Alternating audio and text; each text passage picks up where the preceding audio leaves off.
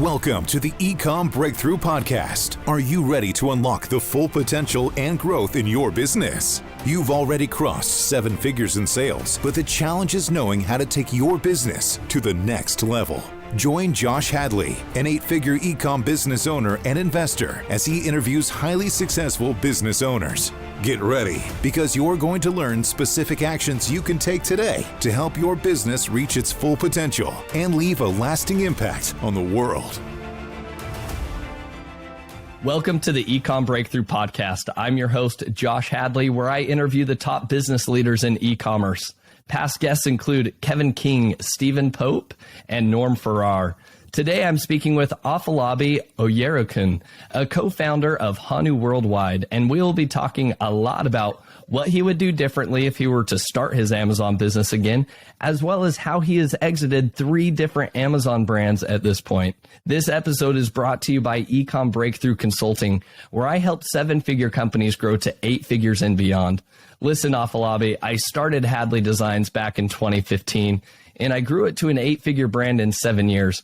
But I made a lot of mistakes along the way that made the path of getting to 8 figures take a lot longer than it really needed to be. There were times where I really doubted whether it was my leadership abilities or whether we could grow our brand into a household name or whether our business could financially survive. I wish I would have had a guide or a mentor along the way that would have helped me overcome a lot of those obstacles and stumbling blocks that we ran into. If you've hit similar plateaus and you want to know the next steps to take your business to the next level, then go to ecommbreakthrough.com. That's Ecomm with 2 M's to learn more. And as a special bonus to my podcast listeners, this month I'm giving away one $10,000 comprehensive business strategy audit session at no cost. All you need to do is email me at josh@ecommbreakthrough.com and in your subject line say strategy audit and tell me why you should be selected for receiving this strategy audit this month. And don't worry, if you don't win this month, you'll be entered for future months to come. Today, I'm really excited to introduce you to Afolabi Oyerokun. He is the co-founder of Hanu Worldwide, an innovative product development, sourcing, and 3PL company based in Pennsylvania. Afolabi has always been passionate about finding things, haggling, and negotiating prices. His obsession with finding good quality products at bargain prices led him to help several 7- and 8-figure brands increase their profits and scale rapidly by buying smart from Asia and the US. He is behind the successful launches of several multi-million-dollar products on Amazon and other retail channels. An entrepreneur at heart, Afolabi owns and has sold a few 7-figure private label brands. He loves helping people design, develop, and manufacture innovative products. Welcome to the show, Afolabi. Thank you, Josh. I'm happy to be here. I'm excited. Well, we're excited to hear your story, and you've had a lot of success on Amazon. You've exited some brands. You're continuing to start new brands as well. You have a lot of experience that I think our listeners are going to be excited to hear your story and to get some advice from you of what you would do differently and, you know, some of those stumbling blocks that you might have occurred to help other sellers kind of navigate around those obstacles that every Amazon seller faces. But Afolabi, why don't you get started by just kind of telling people your story and how you got into the world of Amazon and what led you to ultimately exiting 3 brands recently? Oh, thank you. I would say my story really started in 2001. I got out of college and I'm a very creative person. I like to design products. So I had designed some really cool shoes, very colorful sneakers. And I've been looking, I was looking for who can help me manufacture or who can help me, develop these shoes. And, eventually I was looking on the internet, those were days of dial-up internet. There was no broadband. There was nothing, so I was looking all over and finally some random guy just, replied me and said, "Hey, we like your shoes. We can help you design it." And he's from Taiwan. And I'm like, "Wow, really?" He says, "But you have to come down here." I'm like, "Okay, all right, I can do that." So I flew to Taiwan to go meet him. Very, very nice guy, Mr. Johnson.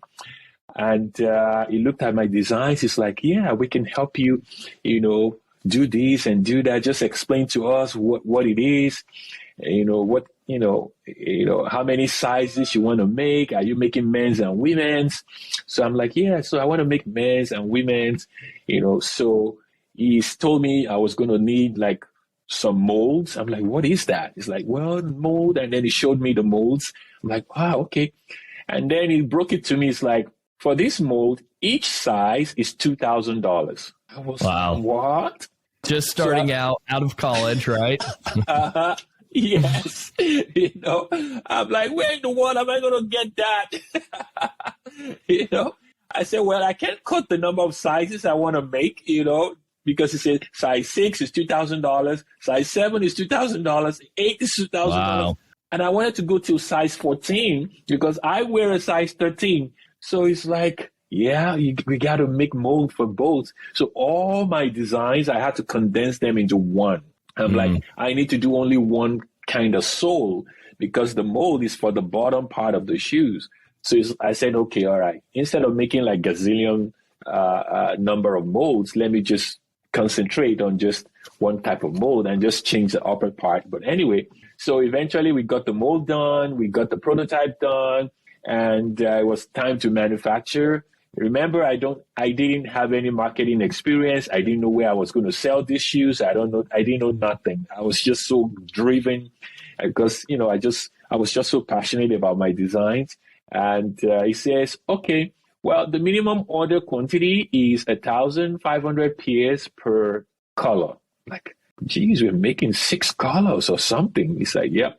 At the end of the day, I had to make 7,512 pairs of shoes, stuff it into a 45-foot container, ship it all the way, to California to be stored at a warehouse.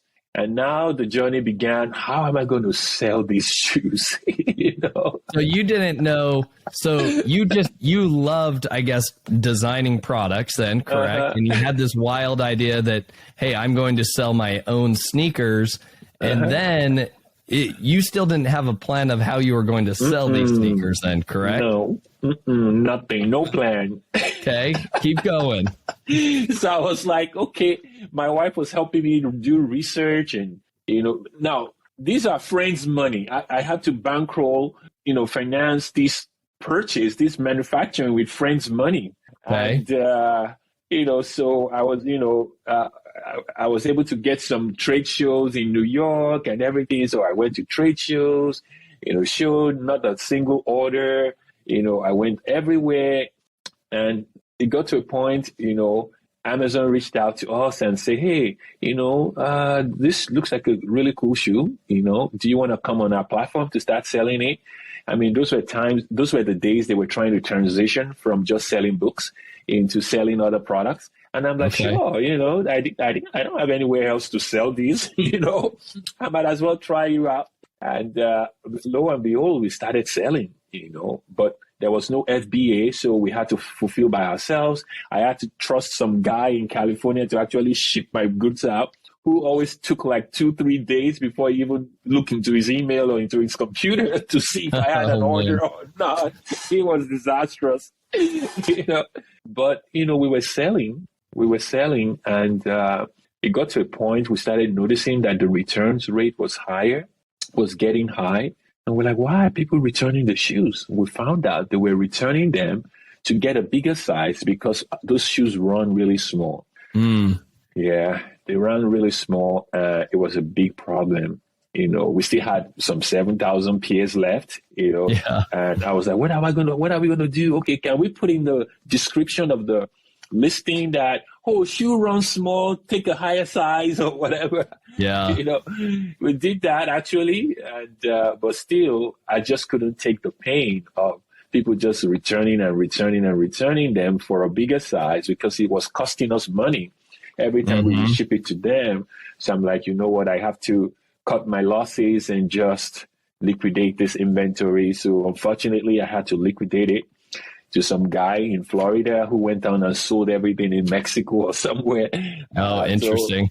Yeah. So it was a tough time, but I'm happy I had to go through it, to learn and to just to be better. And so you ended up then placing a new order then with the correct sizes, or no? You just kind of closed the business, huh? I just closed it. That was the end. That was 2002. Okay. In 2014, my best friend here in New York. I was living in New York then, and he was like, "Well, Afolabi, with your skills, you have a source, you have some good sourcing skills. You know all the suppliers. You have product development skills. Why don't you let us go and sell on Amazon?" I'm like, "You kidding me? I just got out of Amazon several years ago. I'm not going back there again." It's like, no. It's different now. They now have FBA. They'll help you fulfill your products. I'm like, really? It's like, yeah, what do you have to lose? Let's do it. So 2014, December, we got back into it and we started listing some product. And January 1, 2015, we made our first sale. I'm like, that's a good sign, Yeah. That's a good sign. So before you know it, we started introducing new products. We started designing new products. He would design some, I would design some, we'll put it on there. We started crushing it. We were growing so fast, more than we could handle. And that's the next disaster. Now we were experiencing success that we didn't prepare for. And man, it messed us up really, really bad because we just couldn't cope with so many times we would order products. The product would be sitting in our warehouse. We just didn't realize we had those products in there. We didn't even remember to launch the product.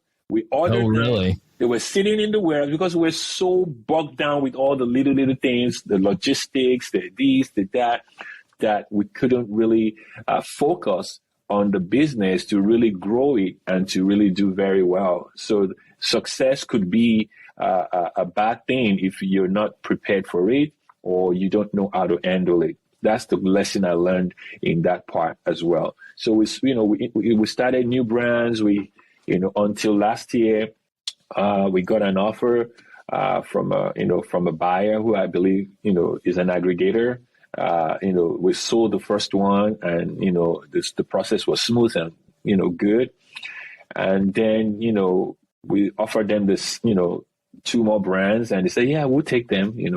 So we sold them very well, profitably. We were happy, but we learned a lot of things during the process of 2014 to 2022. We learned a lot, and I'm very happy I went through the whole process to get to where I am now. Yeah, well, I love that you kind of initially cut your teeth at the very beginning, the early stages of Amazon, and it didn't go over well at all, right? I think that was probably a very negative experience for you, and it was. You kind of ran away from Amazon, obviously, for the next decade until your friend kind of convinced you to come back on. So I think what would be most interesting for our listeners to hear is if you can go back to 2015 and with all of your experience now, if you were to restart on Amazon, which I think that's what you're doing now, is you're creating some new brands and launching them on Amazon. What are some of those lessons, actionable takeaways that you can give to other sellers to say, hey, here are the challenges that we faced at different points in the business that I'm going to make sure that we don't go through these same challenges again in the future? If you wouldn't mind breaking some of those lessons learned for us, breaking that down. I'm going to, if I were to start all over again, I'm also going to weave some stories and past experiences into it. So when somebody goes into Ecomm, you're starting your e-commerce or you're starting your Amazon business, sometimes we forget the reason why we started in the first place.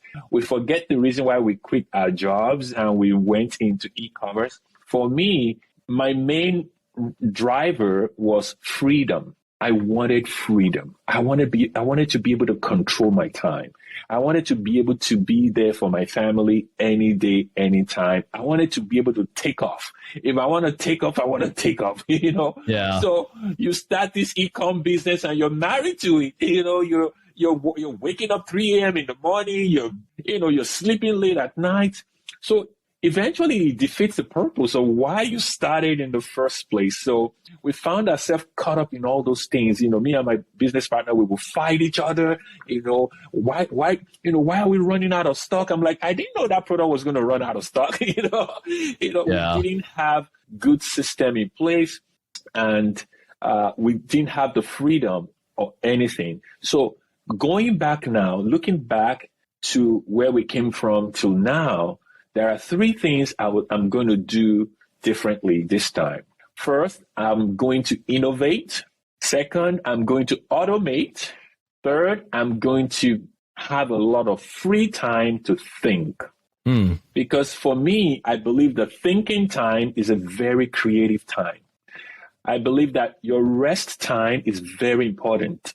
People ask me, jokingly, maybe I'm speaking to Norm Farah, is my business partner at Honor. He picks up on me a lot. He's like, hey, Afolabi, what did you do this weekend? I'm like, no, I did nothing. I just sat on my couch and I was watching soccer all day. I was not doing nothing, Sometimes he calls me. I said, I'm on the field. Stop disturbing me. I'm on the field with my son. We're playing soccer here, please. Yeah. So freedom, time to spend time with your loved one is very important. So I'll make sure that this time I automate so that I can free up myself to do whatever I want whenever I wanted to do it. I don't want anything just pressuring me down all the time, because when I'm thinking, I'm creating things that are so valuable in my rest time. Yeah. I could be sitting on a lounge, on a recliner, and when you're relaxed, when your mind is at rest, so many creative ideas come to you, and you can look into your business and actually spot all the things you're doing wrong when you're in a relaxed mode, Yeah. So your kind of three takeaways then, right? If you were to restart, would be to innovate, automate, and then have more time for thinking and just downtime in general, right? Yes. So, Afolabi, why don't you expand on each of those three things that you would do differently? Let's start with innovate first. What do you mean by innovating, and why is that an important lesson learned that you're going to make sure to implement going forward? Great. So when we started back in 2014 on Amazon, I would say we started on a very good note, because myself and my partner, we are creative people. We love graphics. We love to design stuff. So so many categories, about 2 or 3 categories on Amazon now. We actually ruled those categories. We almost like invented those categories, and everybody started copying us after 2 or 3 years. But we've made enough, so we didn't care. But it was innovation that made us different, because our products were so unique. We designed it from scratch. We didn't copy anybody. We created them. We looked at what was in the market and we're like, we can do better than this. With some 2-3 hour worth of work, we'll create product that will sell like, $50,000 a month. We were so confident in our creative abilities. So going back again, we will create more, and we will even go so unique, and we will niche down to what's the easiest for us to do. So we'll niche down, and we will go deep and then wide. So what do I mean by that? So let's say we started with garden signs, right? So we will create this garden sign and come up with like one SKU in the garden sign. Okay. And it takes off and it's selling like crazy. And we're reading reviews and people are saying, oh, I love your signs. I wish it was double-sided. And I tell them, let's do double-sided. So we do double-sided. That means we're going deeper. We do double-sided. And then we read reviews like, yeah, I put the sign on my lawn and it just looks so small. I wish it was bigger. I have big lawns. Ding, ding, ding. Let's make bigger, 2-sided, bigger version. Right? Well, I'm not, and then, I wish, I don't like that color, I wish it comes in another color. Then we're getting wider now. Like now let's break into so many colors. Let's give people what they want. It's probably SEO of life. People are already they're already telling you what they will buy, Yep. And so we will give it to them. We'll do a lot of research, and we will create more. So going back now to start all over again, we would really, really consciously niche down, create some really jaw-dropping designs. And as the designs take off, we'll keep going deeper into that niche instead of getting distracted by other things like, oh, everybody else is making money off of this one. No, we will completely, prevent ourselves from being distracted and just keep focusing on what's working and just outdoing ourselves by going deeper and giving the customer experience and then broadening it out. So that's what I mean by innovation. And one more thing in the innovation is one thing we forgot to do was we forgot to patent our ideas when we started. This time, I'm never going to make that mistake again. Once you innovate a product, you have to protect it with everything you've got. So this time, we create a product, we protect it before we even launch it. What kind of patents are you talking about? Are you talking about utility patents or design patents, copyrights? It would be, so we use 3 types. So we will use design patent. If it's a completely creative thing that doesn't exist at all, we add utility patent to it. But many people don't realize that copyrights are very strong. So when you talk about copyrights, everybody think, oh, I can copyright my listing, I can copyright my text. I'm like, no, that's not what I'm talking about. You can actually copyright the design of your product. You can do a 2D copyright and you can do a 3D sculpture copyright. And that will protect you. That Amazon respects that as much as patent. And copyright costs like $50 to do. Yeah. As opposed to patents that could lead you into, 5, 10,000 or even more. So we will use copyrights for 2D and 3D sculpture. That means we will do a 3D rendering of our products and we'll copyright the 3D rendering. We'll do a 2D version, which is the flat version design of our product. We will copyright that as well. And then we'll go into patent if it is worthy enough for utility patent, we'll do utility, but in most cases, it will be design patents. Okay.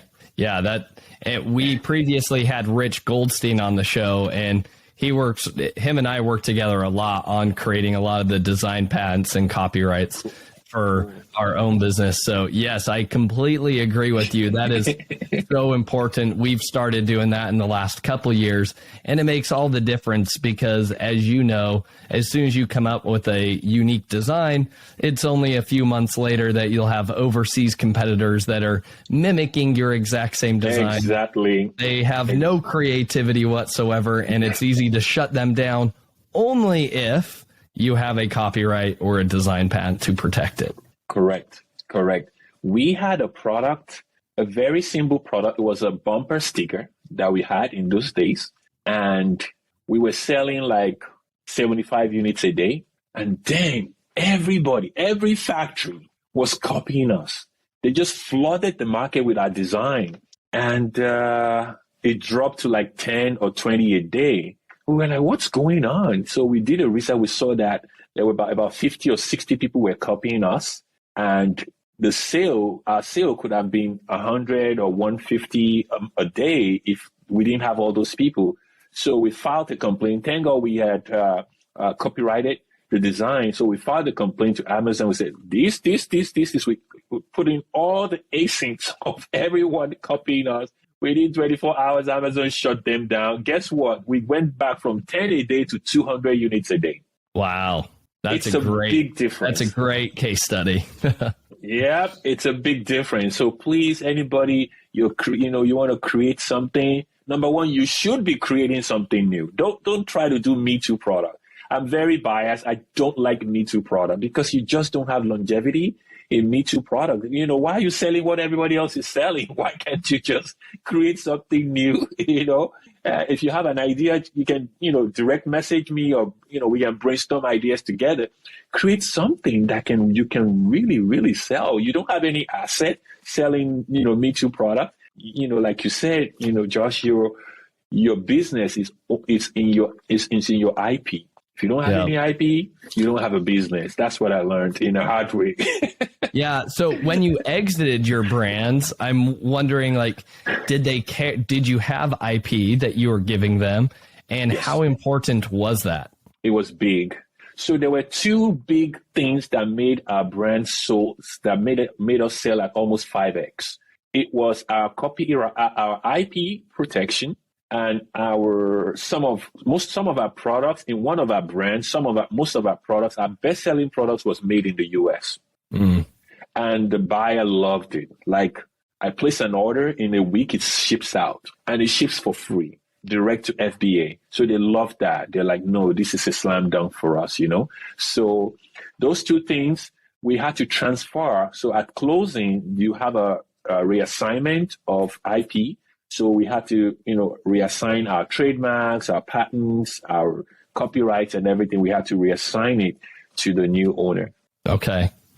Interesting. But that was something that was very interesting and appealing to them then, right? Very. You feel like you got extra, an extra multiple because of the intellectual property? I believe so. Yes, I believe so, because they have a very strong brand presence. They have some of these products, the next seller to us is probably doing 20% of what we're doing. So, and it was because, we have this IP that if anybody tries to copy anything, we just shut them down. For that, they knew it was a good investment for them, and it's going to deliver on their books, to their shareholders. Yeah, that makes a lot of sense. Going back to, innovating products, I mean, that's what you say is so important. And it's the same for our business as well. I'm curious, where do you get your design inspiration where you aren't copying other people? So where do you see, how do you come up with designs that are trending or get ahead of the trends to make sure that you create something that customers actually want? Awesome. So we have a very simple rule. We would research, we could use data dive. My business partner does that. We use Brendan Young's data drive or Helium 10 and stuff.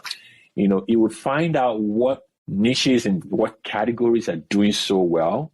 And we will look at all the designs. We'll be like, no, we could do better than this one, and then we could look into patterns as well and say, oh, what patterns are doing so good?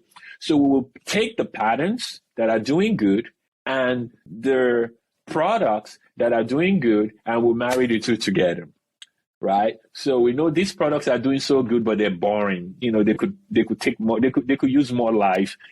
Both in the product and in the packaging design, because we want to put the packaging, in our listing so that some people see it and like, wow, that packaging alone. It's like buying an Apple product.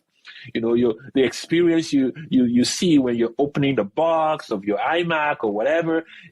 We will design the packaging to be completely unique. That so we get our inspiration from that. We look at what's selling, what's doing so well, and we go back to the drawing board and say we could do a lot better than this, because we're creative people. So we go and design, different variations of things, and we'll launch them and see which one does better. And we're like, oh, it looks like people like this ones most. We'll keep them. We'll scale those up, and the ones that are not doing so well, we keep them for a few months. And if they still never pick up, we'll just cancel them. I'm like, okay, whatever. We'll keep the ones that are doing good.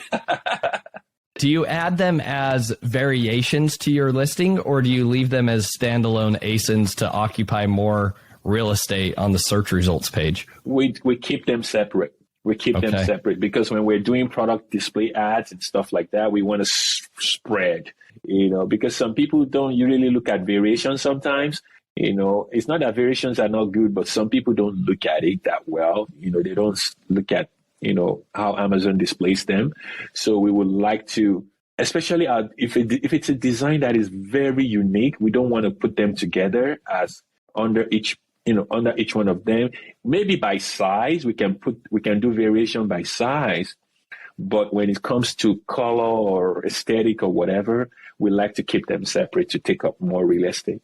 Yeah, that makes a lot of sense. That then kind of leads into the complexity of PPC management, though, right? Mm-hmm. When you're advertising when you have a product design where there are unique aspects to every single one, right? Mm-hmm. You're targeting the exact same keywords, right? If you're doing bumper stickers, you might have 10 different SKUs of bumper stickers with very different designs on them. Correct. So when you're doing that, how did you manage, the PPC campaigns where you're trying to promote 10 of the exact same product, granted different designs, but for the exact same keyword?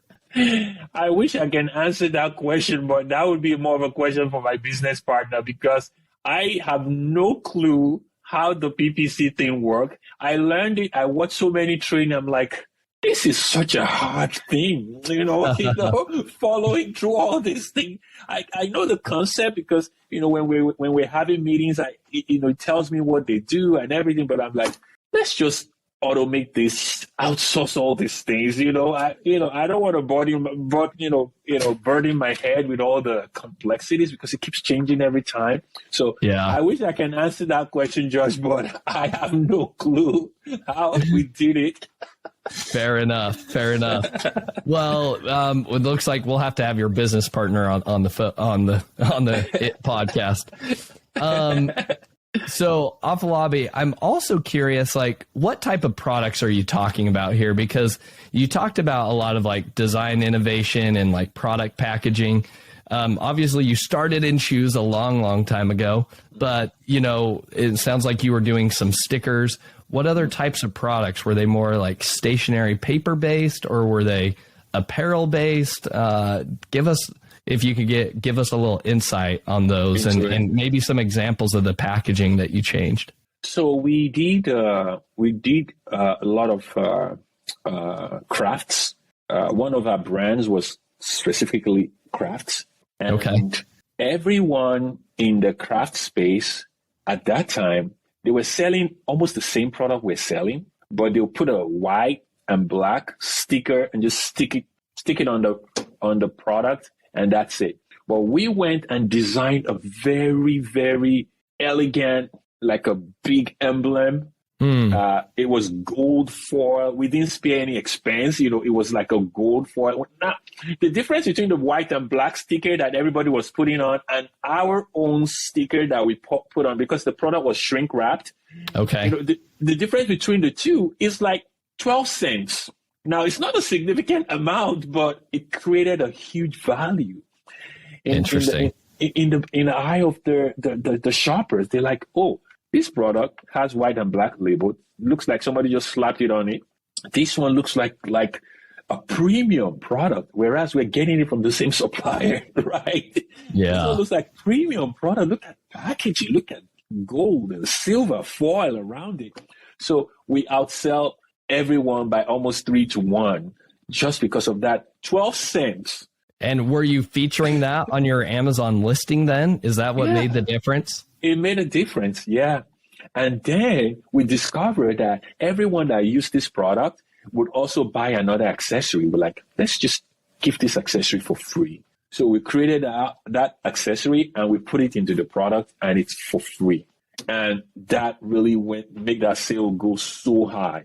The accessory cost us 15 cents, right? That we put into this product. And everybody, for that, people just thought it was genius, But of course, everybody started copying us after that. But we had really, really gone far before people would realize what was going on. Interesting. Those are some great examples. Thanks for sharing that with us. Now, let's move into automating things. You talk about how that's one thing that you would change. What do you mean by automating things moving forward? And give us some examples. So another thing I discovered as an Ecomm brand owner is many brand owners don't really know who they are. They don't know what type of Ecomm, what type of business person are you? Are you the manager, leader kind of person? Or are you the inventor, innovator, or creative person? Or are you the data-driven financial person? I see, I have, so many brands that we take care of. And it's so different. All the brand owners are so different and so unique. They have different personalities, different characters, different everything, right? Some of them will be like, I just want to make money. I could care less if I'm selling toasters. I just want to make money. That is the data-driven financial seller, right? But then I have these sellers like myself that I just want to create something new. I don't like managing people. I don't like managing anything. I just want to all day, I want to launch something and hand it over. So that's why I always call myself, Norm calls me the idea midwife. I like to listen to how people, I enjoy listening to people's ideas, like people's creative ideas, like innovations. I'm like, wow, let's bring it out together, So I'll say, let me help you give birth to that idea. That's the kind of person I am, right? So I'm more of a creative entrepreneur. I'm not a manager person. I'm not data driven. I don't look at data. My business partner is all data, and he's both data and innovative. And then we have the manager, leader kind of person who would enjoy having a team that, he can lead and everything like that. So if you know who you are, just focus on your strength and outsource the rest. That's my definition of automation. So now, starting all over again, we wouldn't touch PPC. We wouldn't touch listing optimization. We wouldn't touch ranking. We wouldn't touch all those things. We just want to create stuff. We'll create and we'll continue to create. We'll have time to think and create. Because for me, creating products is more of like I see my Amazon business more as a royalty kind of deal, whereby I work once and I get paid continuously. Yeah. My work is in creating something different, something unique, something fun. And after I'm done creating it, I don't want to see it again.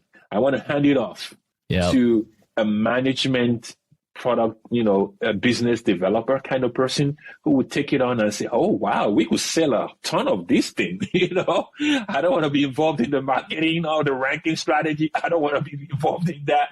I just want to create it. I love the logistics side. I love the logistics side as well. So that's why we have our 3PL center. I enjoy that. Like I designed the whole 3PL center because of my creative side. I'm more architectural. So our 3PL center that we're building now or constructing now, I designed it for 3PL. All the 3PL, warehouses you see, they're really a warehouse design. They're not optimized. So I'm shopping for robots. I'm shopping for automation technology to, from the time your product comes to our dock till it gets to the rack, how can I automate it? How can I save you money? Even before your product leaves China or India, wherever it is, I want to be able to start the automation from there. I want to be able to start saving you money from the time your product leaves your supplier's warehouse to come to my warehouse. I want it fully automated. That's the kind of person I am. So PPC, automate, outsource. Listing, outsource. Everything else, outsource. I'll only keep what I enjoy, so I can free up my time. Yeah. So based on that, would you go to a completely outsourced like brand management, agency where they do PPC in-house and they manage your listings and all of that? Would you just choose one person and just work with that one agency? Or would you try to say, hey, this guy's the best at PPC, so I'm going to bring him in as our agency for PPC. This guy's really good at optimization strategies, so I'm going to bring in this agency. Or would you just try to simplify things and go with an all-in-one type of agency? And do you have any in mind that you would share with our listeners? I would prefer to pick teams that only know how to do one thing very well. Okay. So for PPC, I'll pick a PPC team. Like, I discovered recently Trellis. Do you know Trellis? I don't think I've heard of that one. Trellis. They're PPC software, and they also have managed services. Norm introduced me to them. So I'll probably pick Trellis to do all the PPC work. And then I'll look for somebody that is really good in ranking strategies. And when I go to events, I meet all these companies, and I'll just take their card. And then we, talk to them, interview them to see how they do. And then Norm Farrar also has a company called Dragonfish. He likes branding and packaging and stuff like that. So for branding and packaging, he will probably do that. And then I'll go to somebody else that really knows how to do, like Vanessa, So Vanessa is into all the, tips and tricks in, solving problems or, Excel sheets and stuff like that. We use that. For inventory management, I'll pick So Stocked, by Chelsea. Yeah, because it's of all the software that I tried on inventory management, we had a lot of problems. We lost millions due to inventory management. So I take inventory management really seriously, right? Yeah. So for inventory management, I'll probably pick So Stock. I've been using it for a while. I love it. We actually have a So Stock management agency. We're approved by So Stock to manage, other brands' inventory. So because we know it so well. So we mastered it. We when they were building, when Chelsea and Dan were building that software, I was able to, they asked me a lot of questions, contributions and stuff like, so I was able to look into the system to see how they were doing it, which was really super cool. So I would pick the best of everything and just outsource it like that. And just so I can have my free time to think and to do what I love doing best, which is creating things and the logistics side. Would you hire somebody as like a general manager to then kind of be the person that's working with and managing everyone, all of those different agencies? Correct. As an operations manager, so we'll have an operations manager that will work with all these teams to make sure everything is flowing on very well. We could do it at first until we find the perfect person that we can hand it over to. Yeah. Awesome. Makes a lot of sense. Great insight. All right. Last thing. I know we're running up on time here, but that kind of coincides with what we want to talk about, which is time to think. So, tell us about, why that is so important and why that's something that you're going to change with your new business. Well, because all my ideas come to me when I'm relaxed, when I'm at rest, when I'm running in the morning, people wonder why I like to run 5 miles, that's my me time. That's when I'm thinking, so anytime I'm running, I get an idea, I stop and I put a memo on my phone and I record the ideas on my phone and I continue to run. Or anytime, so I have this massage chair at home. I just sit on it for 20 minutes. When I'm doing that, I'm just thinking of things. One idea that comes to you, whether you're running or you're at a rest mode or whatever, that one single idea I found out can change the whole landscape of your business. And it's so simple, but when you're so busy with so many things, you don't even have time to think. You don't have time to do anything. You don't realize that you're here doing a $20 an hour job when you could have been sitting, relax, be composed, and you come up with $1 billion idea. Now, your $20 tasks are preventing you from thinking out the $1 million product or the $1 million service or the $1 million idea. See, so I see many of us are so burdened down with, I'm going to do it by myself because I want to save money. I'm going to do this. At the end of the day, you're really not saving money. You're losing money. You just don't know what. You just don't know yet how much money you're losing by not having your free time to think, spend time with your family. Like, a friend of mine came to my house and, he saw that I was cooking and he's like, "You love cooking?" I said, "Yeah, cooking is my me time. Anytime I'm cooking, I'm doing stuff, in the house. It's just, my way of just thinking, freeing up my mind to just let my mind just run random. Just let it run, Yeah. Whichever way it wants to run, because at the end of the day, you could come up with some really, really cool stuff that you never know of. I completely agree with how important it is to set aside like strategic thinking time. and to just have space, because I find myself, as well as our business has grown, getting busier and busier and more meetings and needing to work with this team member or this agency or whatever it is. And I can find that at the end of the day, all I've done is just sit on multiple meetings, and then I just do that day in and day out. But Correct. what I have found that is when I block off time on my calendars, and for me, it's Fridays, I love to have that space on Fridays where I can go through and read industry newsletters or, listen to podcasts or just be inspired by different ideas, or I learn about a new conference. And it's always been little changes or little shifts like that that have been big mindset shifts that then change the trajectory of the business, or it's a relationship, or it's something new that I've learned. So I completely echo exactly what you said of how important it is to set aside strategic thinking time to allow those creative ideas to come to you without, forcing it upon yourself. So Afolabi, this has been a lot of fun. Before we kind of wrap things up with our final three questions, I love to leave our audience with 3 takeaways from each episode. So here are the 3 kind of takeaways that I've jotted down from this episode. Let me know if you think I'm missing something, Afolabi. So number 1 is don't create Me Too products. The way that you are going to succeed on Amazon and e-commerce in general in the future and today is by innovating, looking at what is not currently on those platforms and bringing something new to the market. So let's say you're a business owner and you're not the creative person. For myself, I am not a graphic designer. My wife is. She's very creative. But what I can do is I can go partner with those people that are very creative, because there are starving creative people out there that, just like yourself, they just love the thrill of creating things. So it's partnering with them and saying, hey, create something brand new, wild, even outlandish.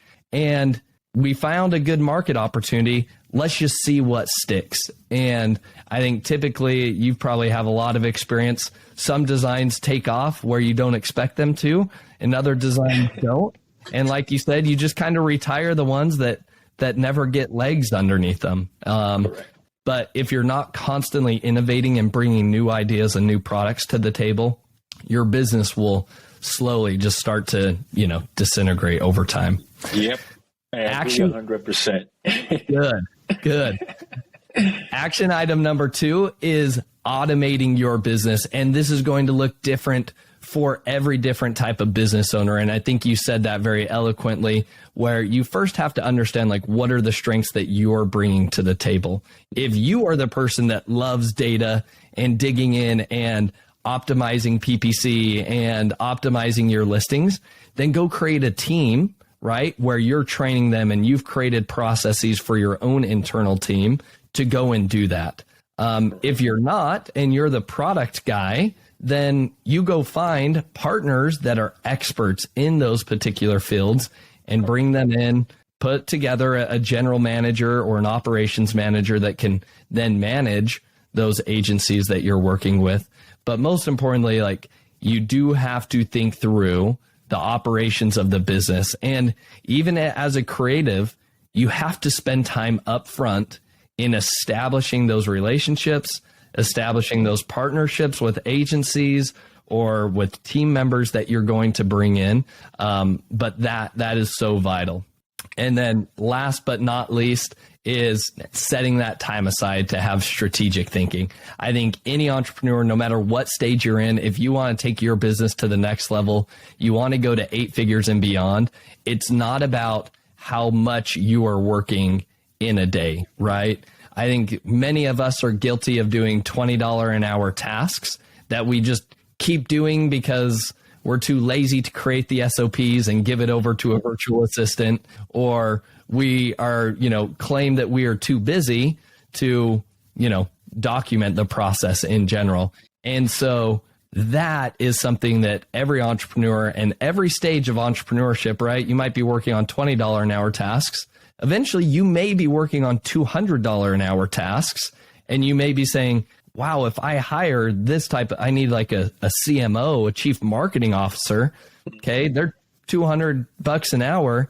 If that's the case, then you need to understand that you're probably bringing $1,000, $2,000 an hour to the table. And so when you learn how much value you're bringing to the business, then it becomes easier to say, oh, you know what? My time is actually at $1,000, $2,000 an hour.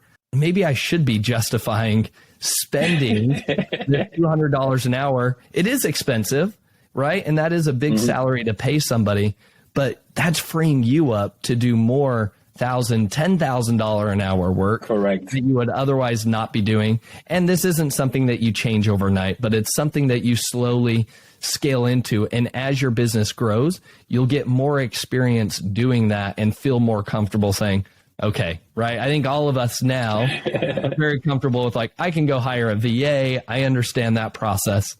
That mindset shifts when you're like, I need to go hire a 6-figure salary person to take this over. You're like, ooh, that's a lot of money. But at the end of the day, you have more to give than that. So that's kind of my takeaways and action items for our audience. Would you agree? Do you think I missed anything here? No, you said it perfectly. Perfectly. That was good. Awesome. All right, Afolabi. Well, let's dive into our final 3 questions here. So tell me about what's been the most influential book that you've read and why? I would say the one book that really changed my way of thinking, I was in college and the book came out. It was Rich Dad, Poor Dad. And a friend gave it to me and I just couldn't stop reading. I was like, what? Am I reading this right? You know, the lessons the rich, teach their kids that the poor and the middle class people don't. Especially how it says that you have to create passive income. You have to let your money make the money for you instead of, trying to make money with your own strength or with your limited hours and strength. Why don't you put money on steroids and let the money do the job for you? That was like, wow. I was in college. I was like, I wanted to almost stop everything I was doing to go find something that I could do to have passive income. So that would be my number one. It's still my number one. I've probably bought 20, 30 copies and given it away to a lot of people. So I would say that would be number one. Awesome. I love that. I highly recommend that book as well. It's a good mindset shift if you haven't read that before in the way that you approach, what is a true asset that's producing money for you. Second question, what is your favorite software tool that you've been using in your business, or maybe it's a new software tool that you've discovered that you think other people should be utilizing? Well, I would say 2 softwares would tie into that because now over the past year, I've been compiling all my experiences into a course. People have been asking me, when are you going to really, really teach people how you get the best deals out of suppliers in China, all over the world? How do you find your suppliers? So I created a sourcing course. It's called Sourcing Mastery. It's going to be coming out in January. I found Kajabi. It was very simple to use. I really like it. I really, really like it. So it's my favorite software now because of simplicity and what you could do, how you could create one product, and you could reach a lot of people from that single platform. And it ties in with ClickFunnels because, ClickFunnels is almost like Kajabi, but on steroids, Yeah. So I'll tie both of them together as 2 of my favorite software. They do the same thing, but ClickFunnels just takes it a little step further. Awesome. I love that. Great softwares. All right. Last question is, who is somebody that you admire or respect the most in the e-commerce space that other people should be following, and why? I think I like Russell Brunson a lot because of how he was able to narrow down and niche down to just the idea of funnels. Like, where did that come from? Like, it's been out there, but it was able to make it popular. It was able to make people see what you could do with one product. In the Amazon world, the Ecomm world, everybody wants to sell many SKUs, but in the funnel world, they want to teach you how to sell one. Can you maximize one thing? So I listen to him a lot. I really like how he's so persistent in marketing, how he would do everything he can to just make you buy stuff. I think he's a really cool dude. I enjoy listening to him. Awesome. Yeah, Russell Brunson is very good. A follow-up question I do have is, have you implemented ClickFunnels with any of your Amazon businesses or the products that you've sold there? No. We tried. There was a funnel template they built for e-commerce back in the day. I think we tried it at that time. I wasn't so sure if it worked. I think it was for review generating or something that they built a template for. We didn't use it extensively, so I'm not sure if I can say we really tried it, because we really didn't use it extensively. We were so busy killing fires, that we couldn't even stop and really, really look into other really cool tools that we could use to push a button and you keep generating passive income. We were too busy, at that time. Fair enough. Well, Afolabi, thank you so much for all of your great knowledge. You have a lot of exciting stuff going on. I think you have a gift for our listeners as well. Why don't you tell us about, your 3PL business that you have, and your offer for that to our listeners, as well as I think that sourcing mastery course is very interesting. So tell us about all the fun things that people should be paying attention to and where you want them to follow you. Awesome. So we have about almost 100 customers that we do end-to-end supply chain management for. Supply chain is two words that most Amazon sellers don't understand. Even any e-commerce sellers, they just don't understand the word supply chain. They know inventory, they know logistics a little bit, but supply chain just means from the very beginning of your journey of your product to the very end, when it gets to the customer's hands. That is my definition of supply chain. So how can you save money and maximize profit across the whole supply chain? So that's what we're focusing on now at Honu, to help brands look into their supply chain and say, well, you're losing money here, and here, and here. We could do it better this way. If we do this and this and this, you will be able to make more money. And another big part of it is the tariff terminator, which we're going to give to the listeners, a very good discount to the listeners. I do have a lot of, maybe a recent story about a month ago. A friend of mine in Mexico reached out to me. It's like, oh, we want to bring in some electronic products, and our duty is 30%. I'm like, wait, 30% for duty? He says, yeah. That's what our forwarders told us. I'm like, send me that product. Let me see. So he sent me the product. I'm like, I sent it to my team in China. I said, hey, Kathleen, help me take a look at this product. What is the tariff rate on this product? So Kathleen did a research. It's a very complex. You have to be very good in Mandarin and Cantonese and English at the same time to be able to reclassify, to be able to know the exact tariff code your product should have. So she looked at it and she's like, no, this is a 7% tariff product. So I sent it back to my friend. I'm like, your product is not 30%, it's 7%. That's a huge savings. Oh, yeah. Just on one single order, he was probably able to save like $20,000 in tariff alone. So those are the things we put into our supply chain, management service for brands.